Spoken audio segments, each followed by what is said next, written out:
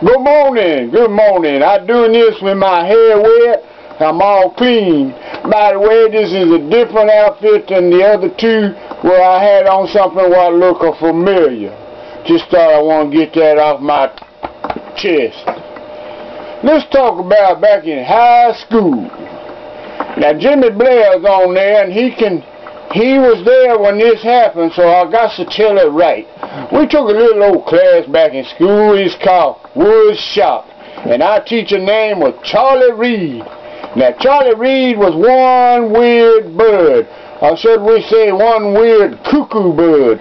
This guy was full of it. He would walk around there giving us a talk, and it's almost a lecture. He said, theoretically speaking, you must get your glue to the right consistency when mixing and stuff like that. You know, he tried to take a simple program and make it real intellectual and like he was real smart. But there was 4 of us boys that gave him a little trouble. Jimmy Blair, one of them, me, another, and there was 2 more boys. I can't remember, but we had our big test, big final test.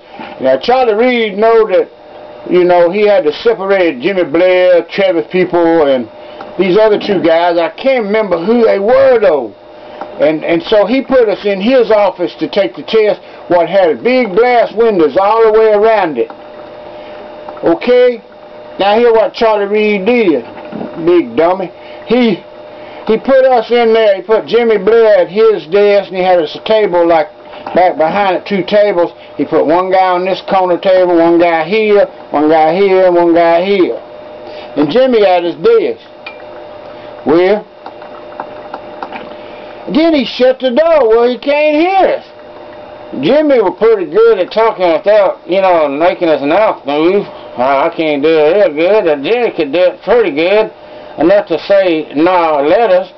So Jimmy took his left foot and he opened the drawer on Mr. Reed's desk, and laying right there was the key sheet to the test, you know. And it was one of them tests where you mark A, B, C, no D. So Jimmy'd go, number 1, A, and we'd all write it in, you know. Well, we got through that test and turned it in, and there was a couple of questions on there what was trick questions. Now, then in woodshop, here was one of the questions that said, the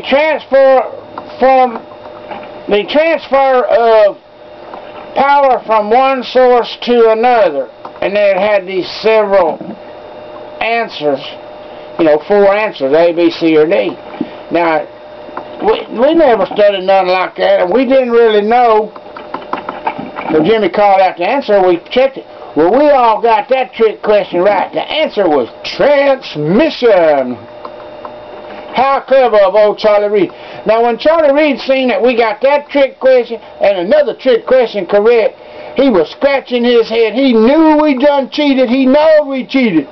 But he ain't know how. Because Charlie Reed, he was one cuckoo bird. I'll tell you another thing. He give licks with his bow. He give them so hard, he make big football boys cry. So I never would take none licks from Charlie. I told him I'd have to go to the office, I could be expelled, I'd do anything. But you ain't whooping me, Charlie. Charlie Reed, woodshop teacher. Another thing about high school, they teach you this algebra. Never in my life I'm 59 now. I got out of high school in 1969. When I was 17, I graduated with high dishonors. And never have I run across something between then and now in my life where I said, I believe I better use some algebra on this. Never had that happen. Another time I was in art. I loved my art teacher, Miss Johnson. She was a good teacher. She really put up with a lot from us, and she was a fun lover, and she liked fun. And one time I made a Jimi Hendrix head. Jimi Hendrix head out of paper mache and some wires. I used coat hangers, and it just turned out to look like Jimi Hendrix head. And when Jimi Hendrix died, I burned that and a acoustic guitar I had. I burned it out in the driveway for a sacrifice to Jimmy. Because, you know, Jimmy, he burned his guitar down in Monterey and all that, so I'm going to be like, you know, make a sacrifice to Jimmy. Now, today, I wish I hadn't burned that paper mache Jimi Hendrix head. It was cool, man. Cool. I ain't even got a picture of it, but, you know, back in them days, we ain't had the technology what we got today for taking them pictures and stuff. If I had that Jimi Hendrix head, I'd put a picture of it on the web. I would. I really would. Might even sell it on eBay for $1,000. Who knows?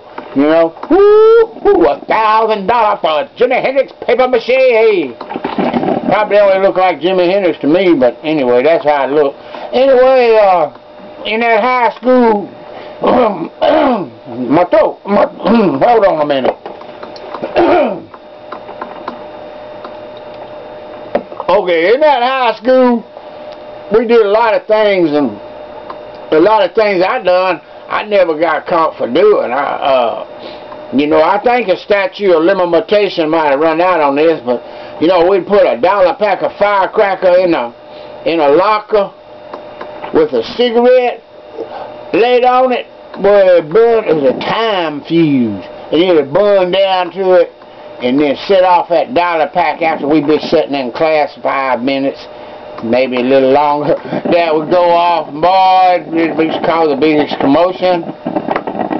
I would probably put smoke bombs in lockers and fill the hall up with smoke and get a fire drill and stuff like that. Another friend of mine, John Moe, he'd take toilet rolls of toilet paper and stuff them down in all the toilets in the bathroom, and then he'd run around the bathroom and flush all the toilets about twice and then run out.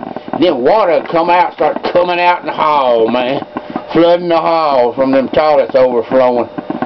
You know, he did that. I didn't do the toilet flow, but I did lots of things. We had out in woodshop, there was a whole bunch of horseflies one day. These horseflies, big old horseflies. And I got me a jar, and I caught about 50 of them because they was up on the window. I just scoop them up, put them in that jar, and then I got in biology class with Mr. Perry. He was a nerd, if they ever. He was probably the world's first nerd. He probably invented nerd. And I put that jar up in one of them desks in that biology room, and unscrewed the lid, and them flies zoom, would fly out one at a time. Before it was over, them 50 flies was buzzing all around that room, and girls was dodging them and screaming, and Mr. Perry was looking so funny, and I raised my hand. I said, Mr. Perry, why are there so many flies in this room?